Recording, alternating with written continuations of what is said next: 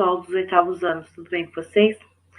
Oitavos anos, nesse mês que nós fizemos de videoaula, nós trabalhamos muitos temas, todos eles voltados para a escrita e aperfeiçoamento de texto de vocês. Espero que vocês possam aproveitar bem essas dicas que eu vou dar hoje, juntamente com as outras que foram dadas, e aproveitar para escrever com mais clareza, mais conhecimento técnico, mais habilidade, tá? É legal que vocês utilizem todas as técnicas que vocês tenham e toda a criatividade. A originalidade é importante do texto, mas principalmente a questão da ousadia. Então, eu sou a professora Ronise Midoni, vou trabalhar com vocês coesão e coerência, e hoje nós vamos tentar praticar todas as nossas habilidades para ousar, tá?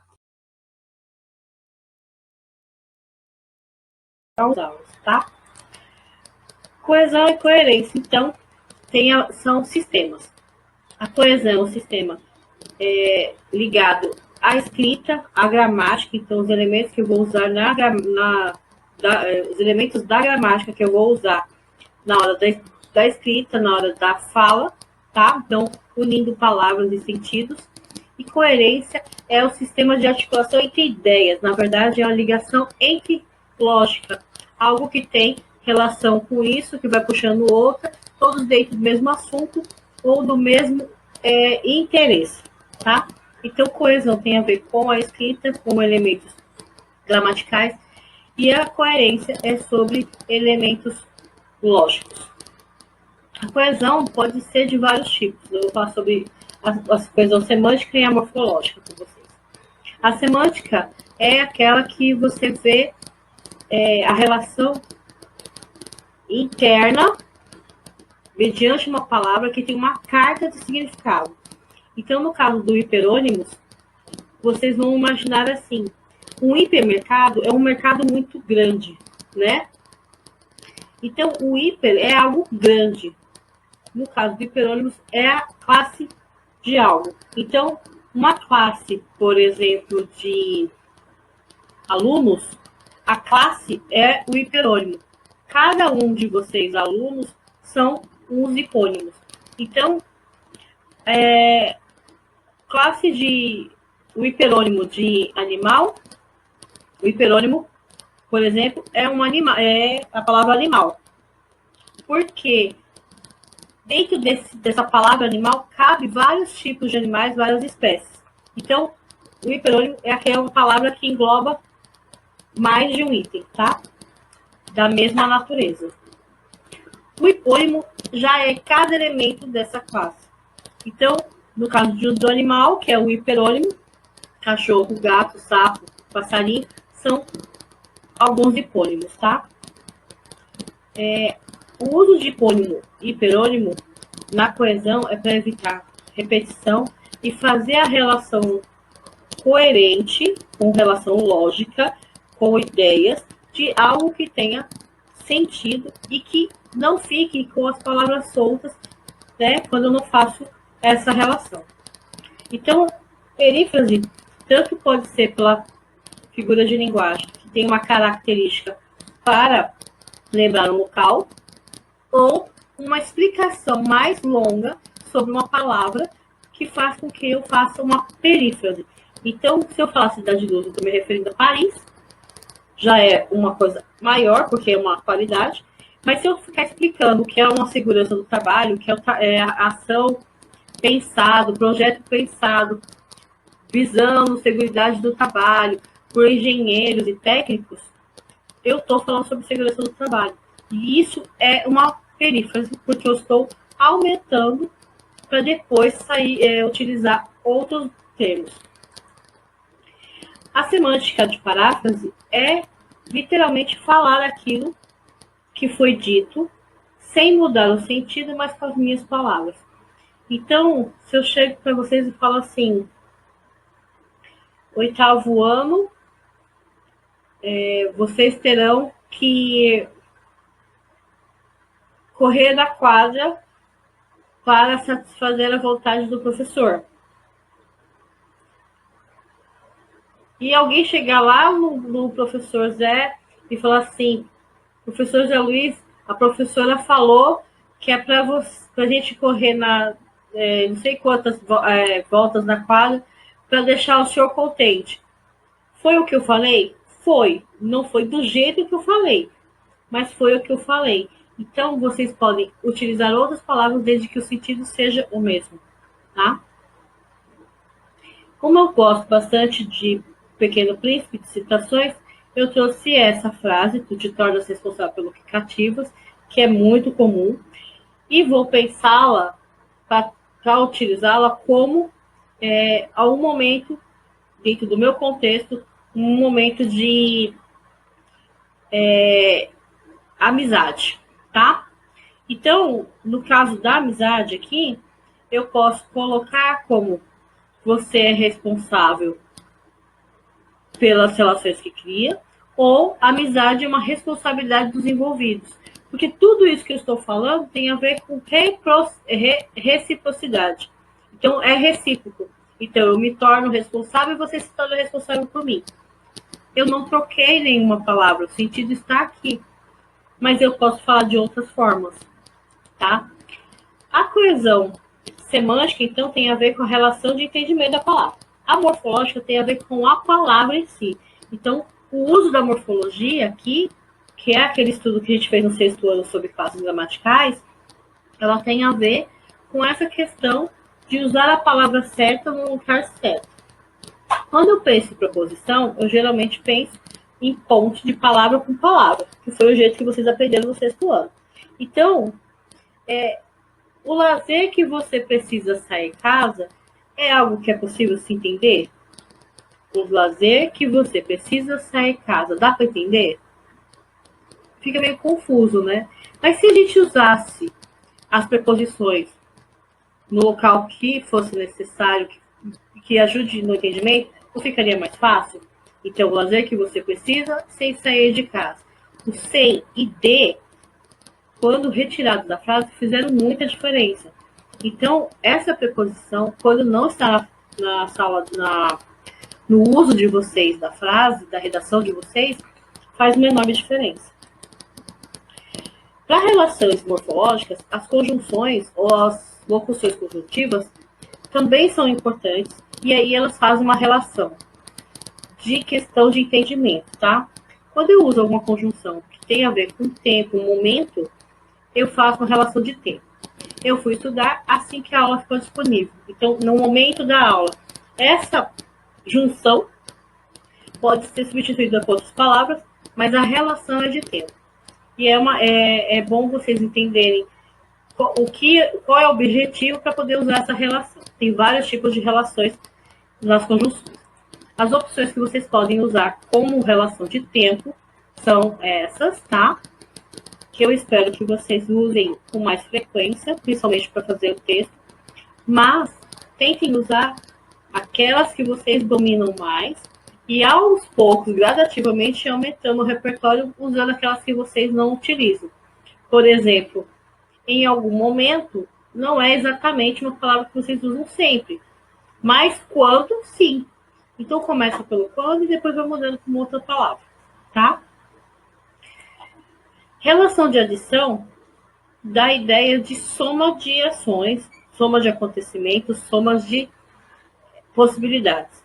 Então, eu fui estudar, além disso, a aula disponível na plataforma era da minha matéria preferida.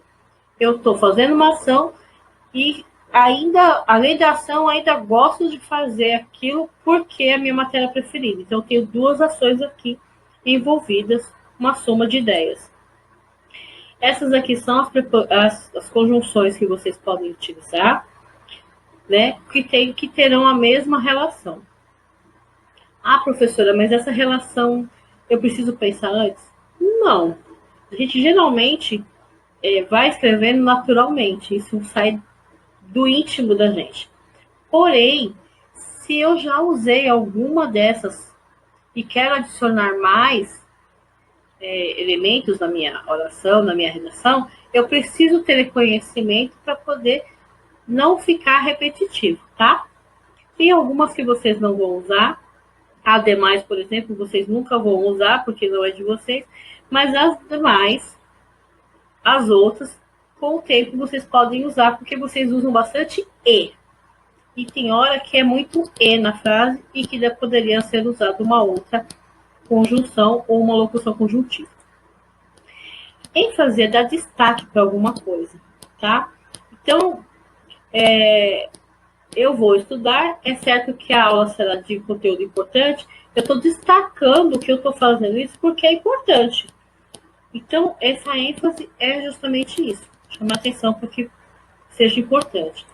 As opções que eu tenho de troca é certo que, por certo, não há dúvida. É notório, não é muito usado por vocês, mas é algo que dá para vocês usarem, porque faz parte dos termos mais jurídicos e civis, você vê mais em relação a leis. E a maioria de vocês quer alguma coisa relacionada a isso, direito, administração, que tem bastante conhecimento de leis. Então, engenharias, né? Tomem bastante cuidado ao usar, mas comecem a ousar nas leis.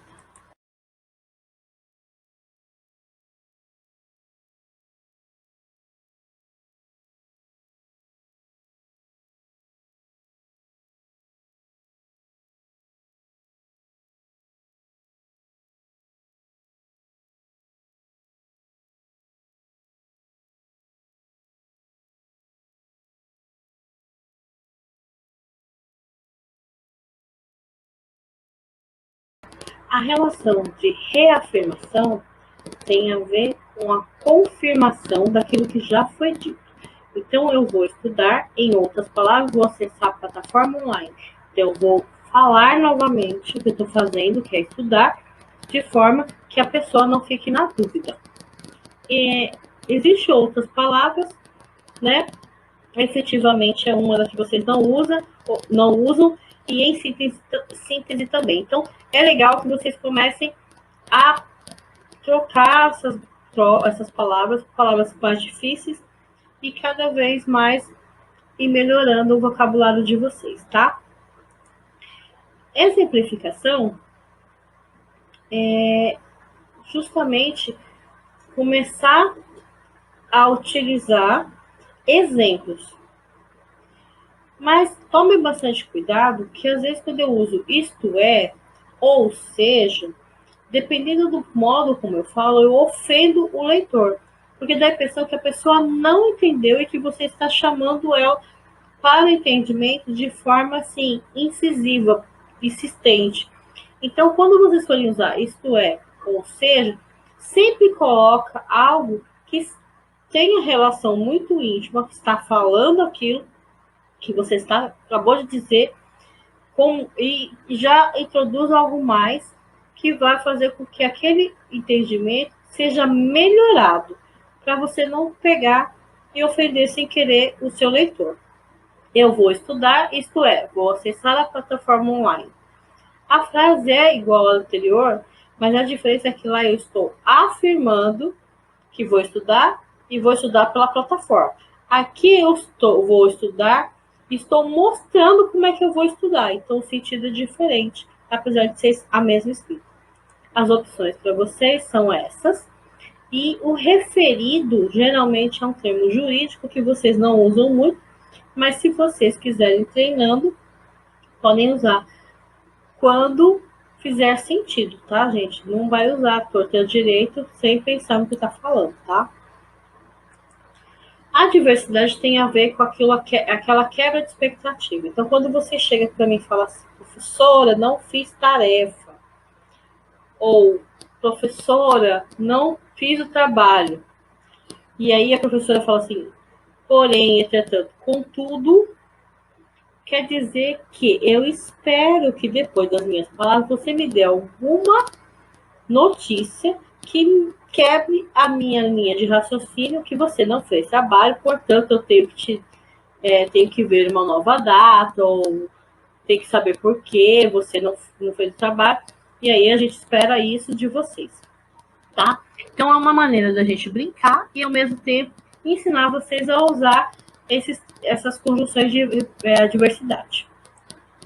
Mas, porém, entretanto, todavia, né? Porventura, eu já vi vocês usando algumas dessas aqui. Eu acho que a mais menos usada, vamos dizer assim, seja ao passo que. O resto vocês usam com bastante frequência. Então, essa aqui é uma diversidade que eu acredito que vocês não terão dificuldade de usar. A conclusão é um fechamento realmente daquilo que eu estou falando. Eu vou estudar, enfim, vou me concentrar nas tarefas. Então, vou me concentrar. Sendo assim, vou me concentrar. Então, essas palavras que eu disse, mais essas que aparecem, dão a sensação de finalização, de conclusão, de fechamento do seu pensamento. Lembrando no começo que eu falei que coerência é um sistema baseado na lógica, eu pergunto para vocês: dá para entender esse texto? O dia está chuvoso, pois ontem encontrei vários amigos no cinema, ainda que este fato contrariasse as pesquisas apresentadas pela imprensa. Diz para mim, é possível associar os meus amigos no cinema ao dia chuvoso? Tem lógica você falar que o dia está chuvoso por causa deles? E que eles foram no cinema, mesmo a imprensa fazendo uma pesquisa falando que eles não iriam? Tem lógica isso? Não. Então, esse é um texto incoerente. Parece que você pegou vários pedacinhos e foi colando ali e eles não combinaram entre si. Porém, o pois e o ainda que estão aqui presentes fazem a relação de coesão. Então, se você ler o texto, ele está um grudadinho no outro, sem nenhum buraco. Porém, na nossa compreensão, é impossível, tá? Então, essa é a coerência. Agora é a vez de vocês treinarem, utilizarem essas palavras que vocês não conhecem, lembrando sempre que a escrita é uma conversa com o papel, portanto, não precisem ficar desesperados, e que vocês têm muita capacidade para escrever, mas precisa melhorar esse vocabulário de vocês que está meio limitado. Um beijo para todos e espero vê-los em breve.